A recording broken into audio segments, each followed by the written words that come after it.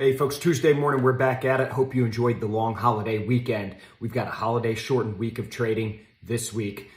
Kicking things off today, markets are in the red. We've got the Dow Jones down by over, or just right at 1%, I should say. So down about 300 right now. S&Ps are down 1%. NASDAQ down 1.5%. So seeing a lot of red on the screen. We've had some earnings come out this morning, most notably from Goldman Sachs, much weaker than expected, putting a lot of pressure on these markets. Now, we also had Bank of Japan, the central bank, come out this morning, talk about its easy money policy and the fact that it's going to continue that. So we're seeing some weakness in the yen, strength in the dollar, and seeing strength in the dollar against a basket of currencies at the moment. So up against the euro, up against the pound as well.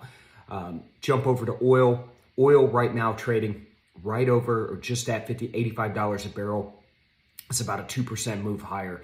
So some strength in the energy markets heading into today's open. So a lot going on right now. We've got the Federal Reserve kicking things off next week. We've got a lot of earnings going on this week. Again, it's going to be very data heavy once again. So let's get back after it. Trade some price action. I'll see you folks again tomorrow.